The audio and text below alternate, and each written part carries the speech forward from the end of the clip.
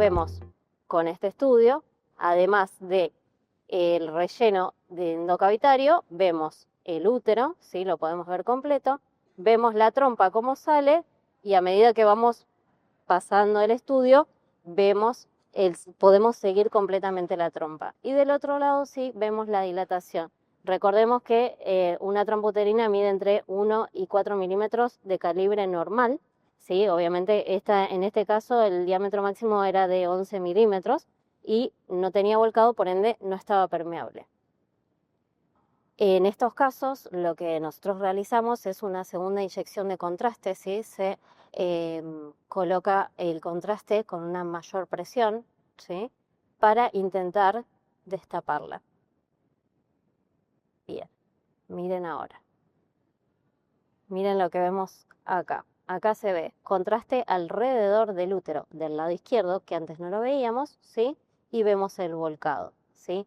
Si bien la trompa, creo que puse otra imagencita más, si bien la trompa acá la vemos dilatada, ya empezamos a ver el volcado, ¿sí? Entonces, esta paciente, además de hacerse un estudio, se fue con un tratamiento, ¿sí? Esta paciente hoy, si bien esa trompa está dilatada, que puede generar mayor afectación en la esterilidad, está destapada hoy, ¿sí? Bien, bueno, hablemos un poquito de lo que es el procedimiento. Esto, para los que no hacen imágenes, que por ahí les puede servir, es lo que nosotros nos importa en el estudio, lo que nosotros necesitamos obtener del paciente para poder llegar al estudio lo más correcto posible, ¿sí? Bien, ¿cómo es la preparación? La paciente, ese periodo, ese ciclo, no debería tener relaciones sin cuidarse, ¿sí? ¿Por qué? Porque nosotros le vamos a hacer una tomografía, porque si tiene relaciones y su ovulación es muy temprana, nosotros corremos riesgo de que haya un embarazo y nosotros estar haciendo un estudio invasivo que va a generar que eso produzca un aborto, ¿sí? Y tiene que estar, lo mejor es en el periodo ovulatorio, que sería entre el 8 y 11, pero le damos un margen porque a veces el tema de conseguir un turno tan específico, de decir hoy menstruo y el día 8 sí o sí tengo que tener el estudio, a veces pasa que hay feriados, que hay otras cosas, ¿sí? Entonces, si la paciente está entre el día 5 y 11, esa paciente se puede hacer el estudio si no está menstruando, ¿sí? Las pacientes que tienen menstruaciones más prolongadas tiene que ser posterior a su finalización de la menstruación, ¿está? Bien. La retención vesical, ¿qué hacemos con esto? Para los que conocen cómo es la histerosalpingografía convencional, sabemos que se pinza el cuello, se tracciona, ¿sí? En este caso nosotros, al tener un volumen de todo lo que es la pelvis, podemos hacer solo una retención de orina que hace que el mismo útero se despliegue sin tener que retraerlo, ¿sí? Bueno, obviamente contraindicaciones para este estudio son las infecciones. La paciente, si en ese momento está con una infección, nosotros vemos una cervicitis o vemos una secreción de tipo infecciosa, suspendemos el estudio, ¿sí? Esa paciente hace su tratamiento para su infección y vuelve en el momento en el que esté en las condiciones. Otra de las cosas es los sangrados. ¿Por qué? El sangrado, si hay material hemático adentro del útero, nos puede generar falsas imágenes, ¿sí? Entonces no se debería realizar. Y además de eso es que corremos el riesgo de generar una endometriosis, ¿sí? ¿Por qué? Porque nosotros estamos mandando un contraste al peritoneo, ¿sí? Entonces corremos riesgo de generar una endometriosis posterior al estudio, ¿sí? Que no es lo que queremos hacer. Bueno, datos que a nosotros nos importan. Son muy importantes en el hecho de que cuando nosotros hacemos el interrogatorio de la paciente, a veces saben que son pacientes difíciles, que vienen con un proceso psicológico grande, entonces nosotros tenemos que hacerle ciertas preguntas que por ahí cuando alguien indica el estudio, si ya nos hace un pequeño resumen, nosotros ya no la exponemos a la paciente que viene muy nerviosa. Todas vienen muy nerviosas, muy estresadas porque saben que el proceso no es el más suave. Saben que va a tener dolor, saben que va a haber ciertas molestias, ¿sí? Entonces, a nosotros nos es importante saber si es una esterilidad primaria o secundaria, ¿sí? Si hay antecedentes de cirugías, ya sea cirugías por mioma, cirugías para sacar pólipos, o si tuvo algún compromiso ovárico, algún compromiso tubario, ¿sí? Todo eso a nosotros nos interesa porque eso nos va a dar una pauta de con qué nos vamos a encontrar, ¿sí? Bueno, y muy importante también el tema de los abortos. Si la paciente tuvo abortos, si la paciente le hicieron un legrado o el aborto lo eliminó sola, completo, ¿sí? Esas son cosas muy importantes en este estudio. La clínica de las infecciones, como les decía antes, no se puede hacer mientras tiene una infección, y si tuvo una infección, ¿sí? Las consecuencias que esto trae, ¿sí? Las adherencias, las sinequias, bueno, obviamente que las trompas, que se genera la obstrucción de las trompas o las dilataciones, ¿sí? Después, si es alérgica, nosotros el estudio lo hacemos con yodo, ¿sí? Si es alérgica al yodo, tenemos la posibilidad solo con gadolinio, ¿sí? No es que no se pueda hacer el estudio, sino que tenemos otra opción, ¿sí? Em, bueno, nada, eso es más o menos todo lo más importante para nosotros en función de cuando hacemos el estudio. Bien, la paciente, este estudio tiene como ventaja de que la paciente no se tiene que movilizar, ¿sí? La paciente va a estar acostada en posición ginecológica y no se va a movilizar de ahí, ¿sí? Los que hemos hecho histeros convencionales sabemos que tenemos que cambiarle de posición y demás. Nada, en este caso la paciente va a estar en la misma posición todo el tiempo. Hacemos la asepsia, colocamos el espéculo y ubicamos el cuello. Ahí nosotros hacemos la evaluación del cuello, ¿sí? Como les decía antes, sí o sí evaluamos el cuello, vemos en qué estado está, vemos que no salgan secreciones, vemos que no salga sangre, y en ese caso ahí se puede realizar el estudio, ¿sí? Hacemos la limpieza y una vez que la ubicamos a la paciente, ahí sí ella tiene que quedarse quieta, obviamente, porque es un estudio en el que el movimiento afecta, pero se tiene que quedar quieta. ¿Qué hacemos? Vamos a colocar una cánula, ¿sí? La cánula se introduce apenas, es casi menos de 1 centímetro que se coloca por dentro del cuello, ¿sí? Y se coloca con una ampollita, tiene una válvula, ¿sí? Que es lo que hace que se selle y mantenga el contraste y no refluya, ¿sí? Y vamos a pasar el contraste. El contraste hay dos posibilidades. En algunos lugares se utiliza para que la paciente no tenga contracciones uterinas o dolores muy intensos, se utiliza buscapina. Cuando pasamos el contraste de una manera muy lenta, hacemos que la paciente tenga la menor molestia posible, ¿sí? Entonces, nosotros inicialmente lo hacemos de esta manera, sin medicaciones extra, ¿sí? ¿Se puede hacer? Sí, se puede hacer y es totalmente válido. Lo que hace eso es que por ahí, cuando las pacientes sienten el dolor, se generan estrecheces de las trompas sin necesidad de que sean realmente estrecheces, ¿sí? O sea, la paciente, em, por el dolor intenso, genera una retracción y hace que se colapsen. Cuando uno pasa lentamente el contraste, lo que hace es que se puedan distender sin problema. ¿Está? Bueno, pasamos el contraste y vamos a hacer la tomografía. ¿Qué posibilidades nos da la tomografía a nosotros? ¿Sí? Procesar las imágenes. Nosotros no tenemos una imagen 2D limitada, ¿sí? Tenemos una imagen multiplanar que nos va a dar unos cortes axiales con un volumen muy amplio. ¿Qué quiere decir? Nosotros tenemos imágenes de menos de 1 milímetro, ¿sí? Entonces eso nos da la posibilidad de poder seguir la trompa completamente, de si hay lesiones pequeñas, poder valorarlas, ¿sí? Em, y lo que es el MIP o máxima intensidad de proyección son imágenes volumétricas con mucha definición, ¿sí? Entonces nos permite ver cualquier cosa muy chiquitita, la podemos encontrar, ¿sí? El volumen 3D, que ya se los estuve mostrando antes, pero ahora lo vamos a ver bien, nos permite jugar con moverla, mover a la paciente, ver cómo se distiende las trompas, ver cómo se ubica el útero, ¿sí?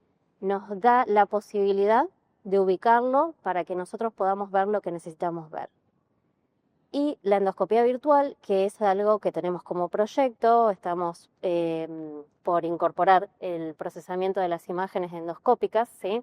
En este momento no lo tenemos, pero realmente es algo mucho más específico, porque nosotros ingresamos a la cavidad con eso. Es como una endoscopía común, pero ingresamos a la cavidad y podemos seguirla y proyectarlo, como en las colonoscopías virtuales también se hace. Bueno, les muestro lo que hablamos recién, la especificidad, la cantidad de cortes hace que sean tan finitos que nosotros podamos seguir completamente. Si miran acá, fíjense la trompa, ¿sí? Cómo se va distendiendo acá y acá la vamos siguiendo. Tenemos toda la continuidad de la trompa, ¿sí? ¿Ven cómo la voy siguiendo ahí? Acá se extiende un poquito más, acá ya se empieza a afinar y ya se empieza a ver acá. Seguramente en unos cortes más vemos este pedacito, ¿sí?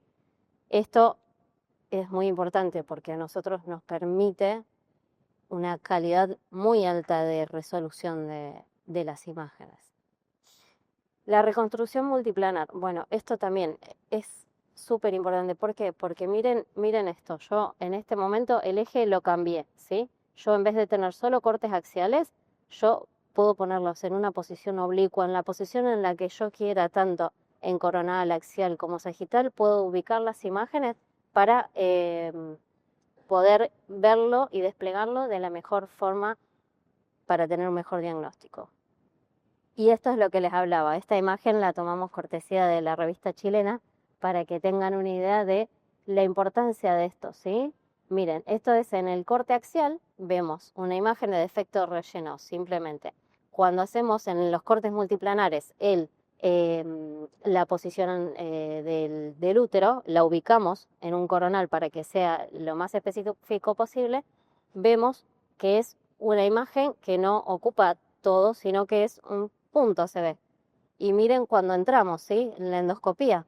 Es como una endoscopía eh, de las colonoscopías virtuales también, se ve así, ¿sí? Entonces podés entrar adentro del endometrio, ¿sí? Perdón. Podés entrar y ver la imagen, que la imagen también puede ser, por ejemplo, si yo me quedo solamente con esto, podemos pensar que puede ser un pólipo, que justo no se desplegó, ¿sí? Bueno, en este caso acá certificaría directamente que esto es una sinequia, ¿sí? Bien. ¿Qué vamos a obtener de resultados? ¿Sí? Cuando no tenemos hallazgos patológicos, ¿qué vemos? Que la cavidad se extiende completamente, ¿sí? Nosotros acá, en esta imagen de volumen, vemos que se distendió completa, que no tiene defectos de relleno, se ven bien los cuernos, no hay impronta, o sea, puedo ver también el cuerpo del útero, ¿sí? Y veo las trompas, ambas trompas, y los volcados, ¿sí? Eso es una histerosalpingografía normal, ¿sí? Si bien acá parece que las trompas en su tercio distal están un poco dilatados, no llegan a los 4 milímetros, entonces nos da la pauta de que está dentro de la normalidad. Bien, hablemos un poquitito de lo que son las patologías ahora, ¿no? Dentro de puse las más frecuentes como para que esto sea más ameno, ¿sí? Pues si no iba a ser muy largo, pero dentro de las patologías que podemos ver tenemos los miomas, ¿sí? Pólipos, sinequias y adenomiosis. Miren un poco esto, ¿sí? Esta es una paciente que le hicimos hace poquito también. Es una paciente que tiene una miomatosis múltiple, ¿sí? Dentro de los miomas que tiene miomas submucosos. Miren cómo nosotros en el volumen podemos ver, ¿sí? Cómo improntan los miomas en la cavidad endometrial, ¿sí? Y este caso, que es un caso que también lo tomamos en una revista, es para que vean que si bien este mioma no compromete al endometrio, sí se ve que ya está calcificado, entonces también podemos valorarlo, ¿sí? No es solamente, o sea, lo que más nos importa obviamente son los submucosos, pero podemos valorar el resto, ¿sí? Porque vemos un volumen del útero, no solamente la cavidad. Bien, este es el caso de un pólipo. Miren esto, se ve que está dependiente de la pared, ¿sí? Se ve la imagen polipoide, se ve que sale de la pared y se ve el relleno alrededor, ¿sí? Esto es un pólipo cervical, ¿sí? Que tuvimos hace poquito también. Bien, hablemos del tema de las sinequias. Por esto es lo que les decía también de que la paciente no debe estar menstruando, ¿sí? Por el hecho de que nosotros, si tenemos defecto de relleno, tenemos que certificar que esto sea realmente un defecto de relleno y que no haya material hemático que esté generando ese defecto de relleno y que es una simulación, que en realidad el paciente no lo tendría, porque lo vamos a meter en una intervención que no corresponde. Bueno, este caso también, fíjense que acá en el volumen nosotros podemos darle la imagen, ¿sí? Que se ve bien lineal. Y acá se ven los diferentes defectos de relleno, ¿sí? Bien. Adenomiosis. Esto no se ve siempre, ¿sí? Hay casos en los que se ve y hay casos en los que no se ve.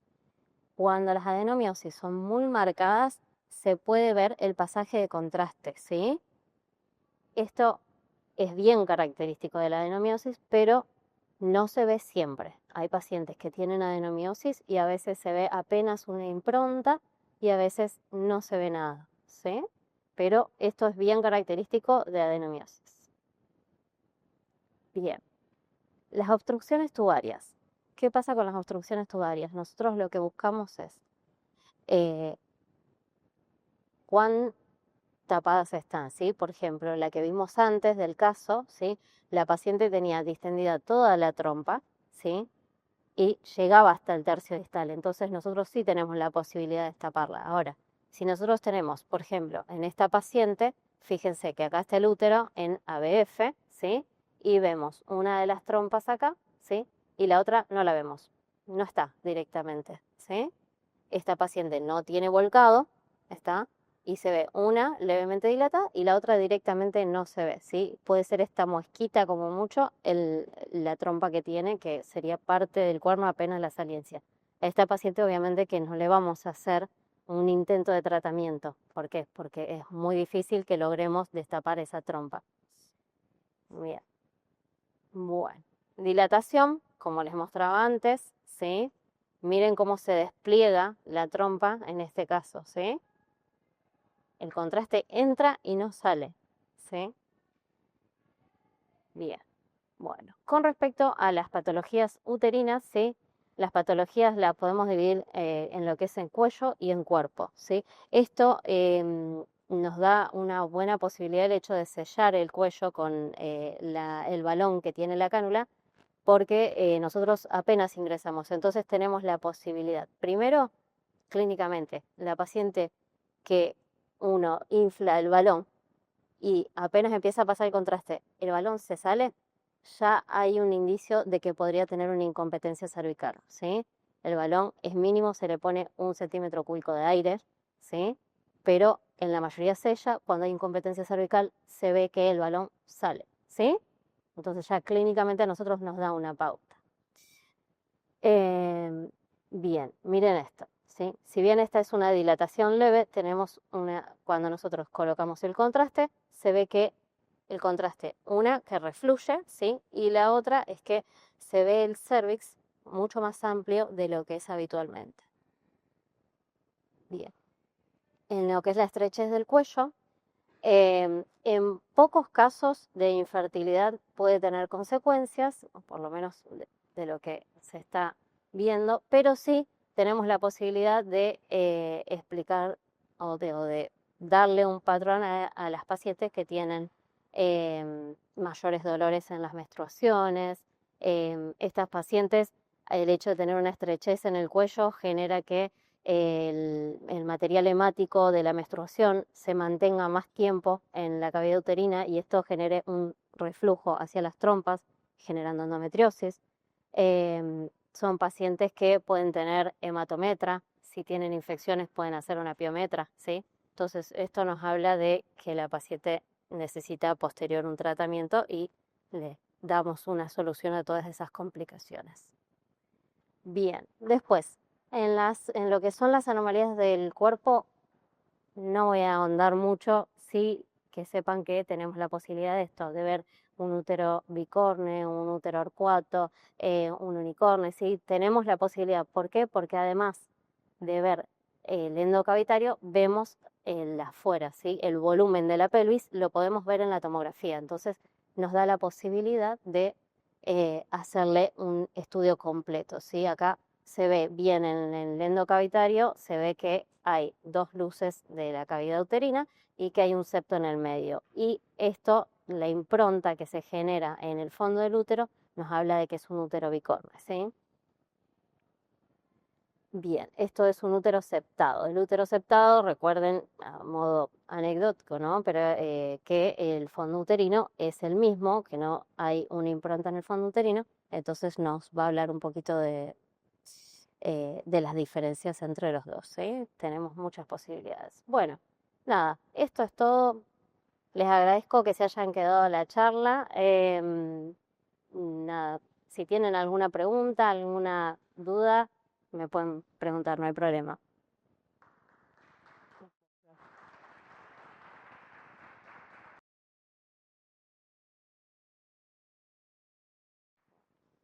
Espero que les haya gustado.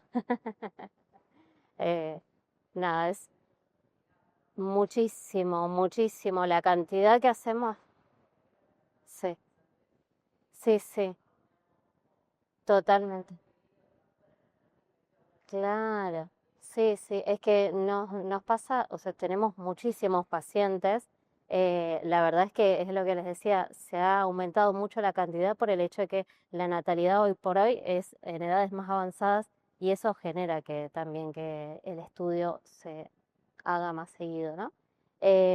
Pero la verdad es que cuando las pacientes vienen con mucha presión, está bueno ya no tener que, por ejemplo, hacerle todas las preguntas. Nada, el básico de, ¿tenés hijos? Porque yo necesito saber si es una esterilidad primaria o secundaria.